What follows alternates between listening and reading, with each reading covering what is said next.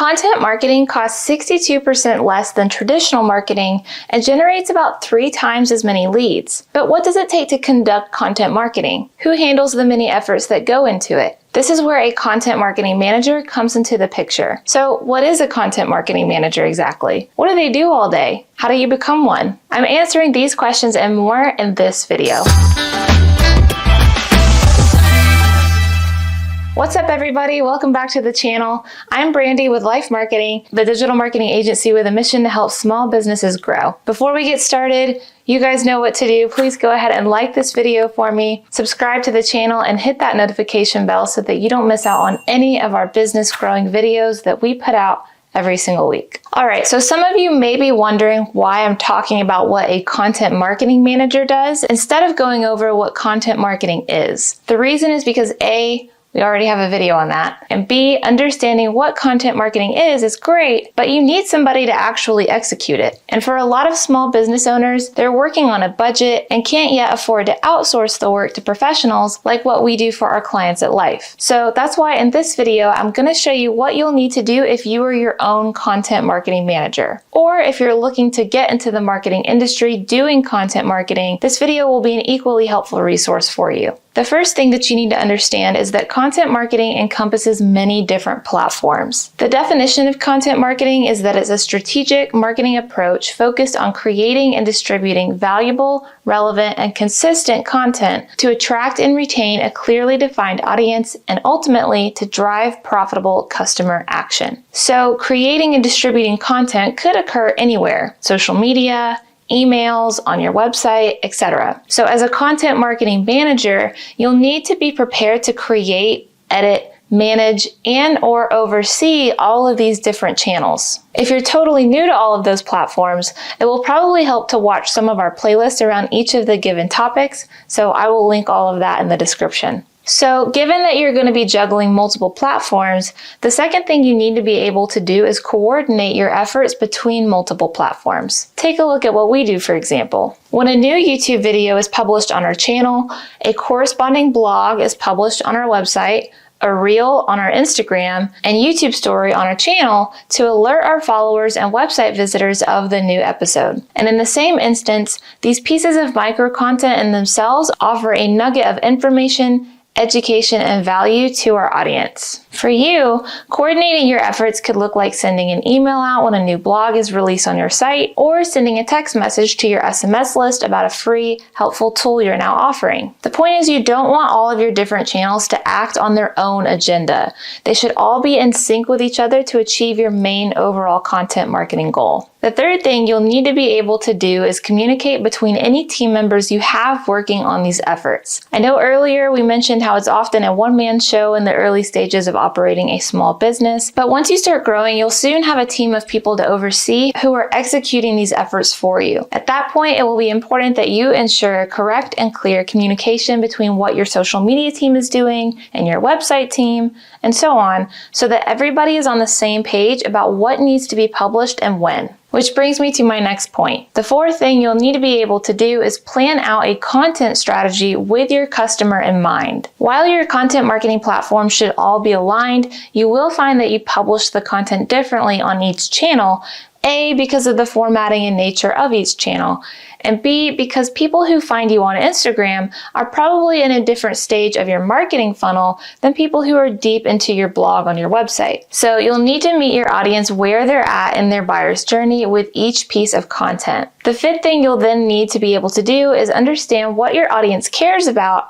at each stage of your marketing funnel. If they've never heard of your business before, they're probably not ready to give you their email for a free lead magnet yet. I'll link the videos we've made on the marketing funnel, as well as my digital marketing for beginners video, where I talk about how to identify your audience's goals and pain points so you can be sure that you're creating content about things that your audience actually cares about. All right, now before we get into my next point, here is a quick message from one of our co-founders, Sherman. Hey, we just helped a small business make over $1.5 million through Facebook advertising. And after managing millions of dollars in ad spend for thousands of different small businesses, we have decided to give away everything we learned to you in a special program. If you want to learn the blueprint to success, the best practices from some of the fastest growing companies in the world, and all of the different tools you will need, then sign up for our social ads training program today.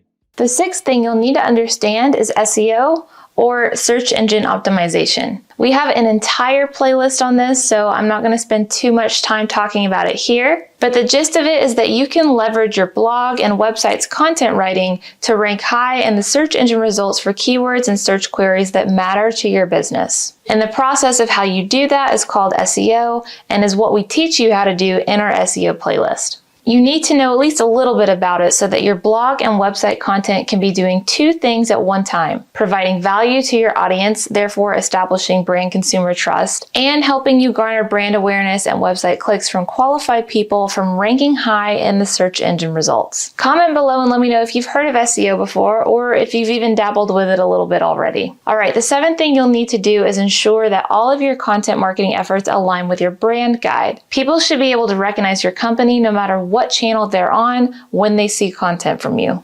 A brand guide is something that allows you and your team to be on the same page as to what colors to use, what language, what font, when to use your logo and which variation, etc. The eighth thing is that you'll need to stay on top of trends and new channels or formats as they become available. You never know what new trend or channel may take off next, but you want to be there ready to jump on that gravy train when it does. For instance, when we started using Instagram Reels, our Instagram reach soared. Look at the last 90 days of our Instagram insights. The majority of our content reaches from Reels, reaching over 33,000 more people than the next content type. And the majority of that reach is non-followers, meaning we're attracting tens of thousands of new people and getting brand awareness from that simply by posting organic content using a new feature from Instagram. So always be on the lookout for new opportunities there. This leads me to the ninth thing you'll need to do: analyze your results and pivot or optimize accordingly. When talking about looking for new opportunities for growth,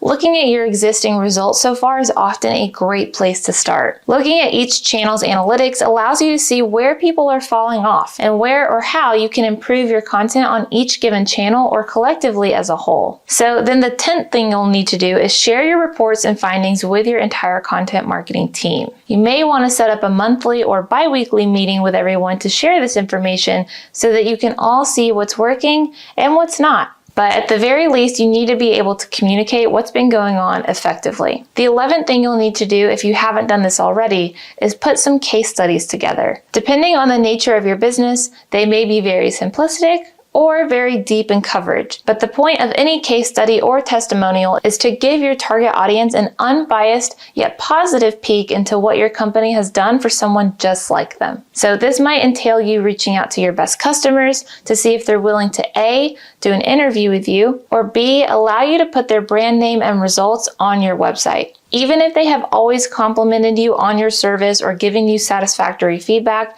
you always want to ask because you don't want to find out too late that the client wanted to keep all of their information private. All right, and then lastly, the 12th thing you'll need to do is manage your content marketing budget. This will include the cost of any paid content efforts you run, as well as the cost of your content team's labor. As with most marketing efforts, the point is to ultimately profit from them. You cannot do that if you're spending more on your content team than their efforts are putting out. All right, you guys, that about wraps up everything you'll need to do as a content marketing manager. Don't forget to like, subscribe, and hit the notification bell before you go, and I will see you in the next episode.